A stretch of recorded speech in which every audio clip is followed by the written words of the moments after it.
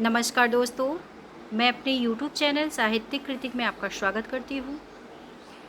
जैसा कि हमने पिछले 4 चैप्टर में चैप्टर वाइज जितने भी पी वाइज क्यू महत्वपूर्ण थे परीक्षा की दृष्टि से आपके सीटेट की हिंदी पेडागोजी को देखा था। आज हम 5वें चैप्टर को देखेंगे। 5वें चैप्टर में भाषी विविधता वाले कक्षा कच्ची की समस्या के चैप्टर से जितने भी महत्वपूर्ण MCQs हैं उसको आज हम लोग अच्छे से देखेंगे। तो आज का पहला प्रश्न है बहुभाषिकता। ऑप्शन पहला है भाषा नीति बनाने में बहुत बड़ी बाधा है। दूसरा ऑप्शन है बच्चे की अस्मिता का निर्माण करती है। तीसरा है भाषा की कक्षा में अनेक प्रकार की समस्या उत्पन्न होती है। और चौथा है अत्यंत जटिल चुनौती है जिसका समाधान संभव नहीं है। इसका सही उत्तर है दूसरा, बच्चे की अक्षमता का निर्माण करती है जो बहुभाषिकता होती है। इसका सही उत्तर है दूसरा। अगला प्रश्न है कक्षा में मौजूद बहुभाषिकता है। ऑप्शन पहला है बच्चों का लक्ष्य भाषा सीखने के लिए हतोत्साहित करती है। दूसरा है शिक्षक के लिए एक जटिल और कठोर चुनौती है। तीसरा है भाषा शिक्षण में बाधक है। चौथा इसमें है भाषा शिक्षण में एक संसाधन के रूप में प्रयुक्त हो सकती है। कक्षा में मौजूद बहुभाषिकता होती है। इसका सही उत्तर है चौथा, भाषा शिक्षण में एक संसाधन के रूप में प्रयुक्त हो सकती है। अगला प्रश्न है निम्नलिखित में से कौन सा कथन सत्य है। ऑप्शन पहला है संपूर्ण स्कूली शिक्षा के दौरान द्विभाषिकता को बनाए रखना चाहिए। कारण द्विभाषिकता और द्वित उपलब्धियां का गहरा है सकारात्मक संबंध पाया जाता है। दूसरा है भाषा में उच्च स्तरीय दक्षता प्राप्ति के बिना गणित समाज विज्ञान में समझ और उपलब्धि के स्तर का विकास संभव नहीं है।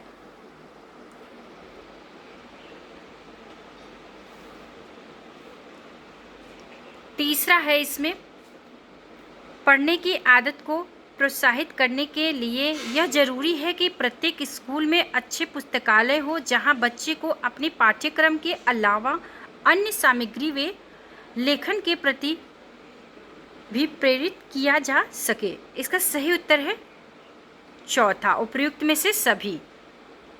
अगला प्रश्न है प्राथमिक स्तर पर बहुसांस्कृतिक पृष्ठभूमि वाली कक्षा में बच्चे लक्ष्य भाषा के परिवेश से भाषा अर्जित करते हुए ऑप्शन पहला है लक्ष्य भाषा की अपनी भाषा से तुलना करते हैं। दूसरा है धीरे धीरे भाषा के रचनात्मक प्रयोग का अभ्यास करने लगते हैं।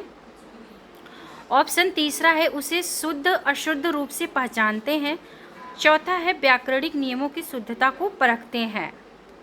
इसका सही उत्तर है इसमें दूसरा, धीरे धीरे भाषा में रचनात्मक प्रयोग का अभ्यास करने लगते हैं।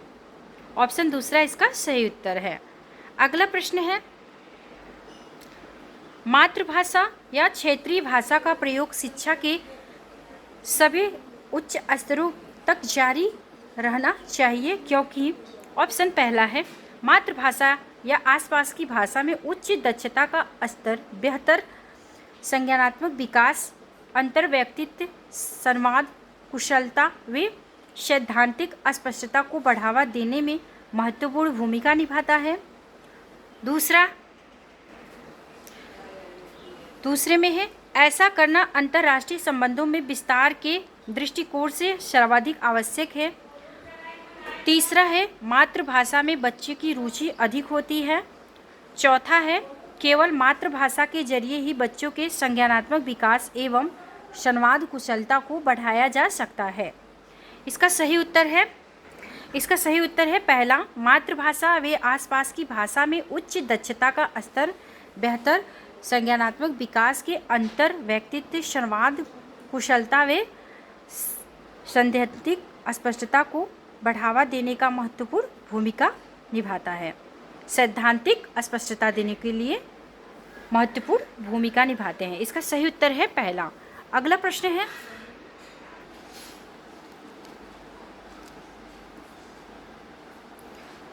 हिंदी भाषा की पाठ्यपुस्तक में लोकगीतों को शामिल करने का कौन सा उद्देश्य सबसे कम महत्वपूर्ण है? ऑप्शन में है पहला, लोकगीतों से संबद्ध राज्यों की जानकारी देना। दूसरा है लोकगीतों के रसानुभूति। तीसरा है लोकगीतों के माध्यम से भारत की सांस्कृतिक विशेषताओं से परिचित कराना। चौथा है लोकगीतों के भाषिक विशेषताओं से परिचित होने का अवसर मुहैया कराना। सही उत्तर इसमें है दूसरा, लोकगीतों के रसानुभूति। जो हिंदी भाषा के पाठ्य पुस्तकों में लोकगीतों को शामिल करने का उद्देश्य सबसे कम है, ये है लोकगीतों के रसानुभूति। इसका सही उत्तर है दूसरा। अगला प्रश्न है, एक बहुसांस्कृतिक पृष्ठभूमि वाली कक्षा में भाषा सीखने से संबंधित कौन सा विचार उचित है? ऑप्शन पहले में है व्याकरणिक नियमों का अधिक से अधिक प्रयोग होना चाहिए। दूसरा है समृद्धि भाषिक परिवेश का निर्माण किया जाना चाहिए। ऑप्शन तीसरा है अधिक से अधिक पुस्तकों का निर्माण किया जाना चाहिए। चौथा इसमें है बालकों में भाषा सीखने की क्षमता बलपूर्वक विकसित की जानी चाहिए। इसमें सही उत्तर है तीसरा, अधिक से अधिक पुस्तकों का निर्माण किया जाना चाहिए। अगला प्रश्न है, एक से अधिक भाषाओं का प्रयोग। ऑप्शन पहले में है बच्चों को किसी भी भाषा में निपुणता प्राप्त नहीं कर देना चाहिए। दूसरा है भाषा सीखने की प्रक्रिया को धीमी करता है। तीसरा है संज्ञानात्मक रूप से समृद्धि होने का संकेत है। और चौथा है भाषा सीखने में बाधक। एक से अधिक भाषाओं का प्रयोग, इसका सही उत्तर है चौथा, भाषा सीखने में बाधक।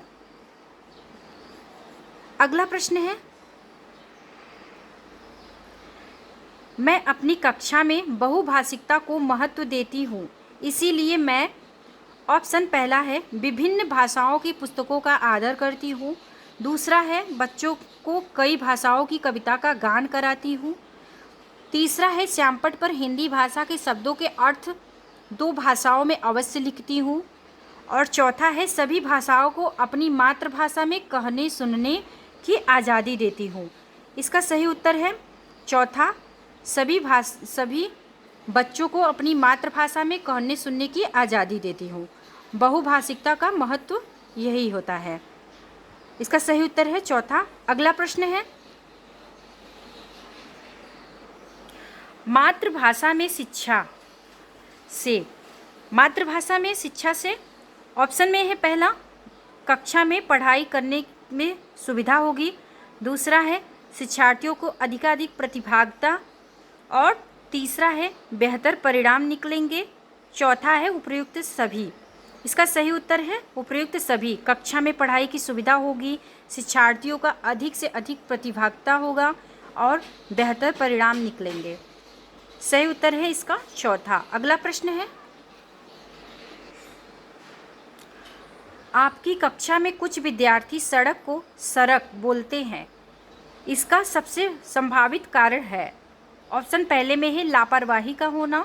दूसरा है उनकी मातृभाषा का प्रभाव। तीसरा है उन्हें हिंदी न आना। और चौथा है सुनने में समस्या।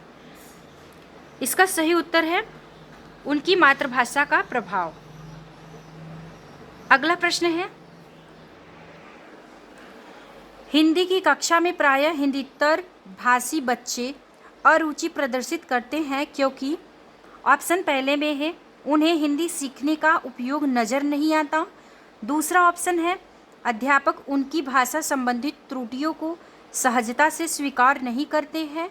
और तीसरा है उन्हें अपनी भाषा के प्रति विशेष लगाव होता है। चौथा है उन्हें तुलनात्मक रूप से हिंदी बहुत कठिन लगती है। इसका सही उत्तर है चौथा, उन्हें तुलनात्मक रूप से हिंदी बहुत कठिन लगती है। अगला प्रश्न है,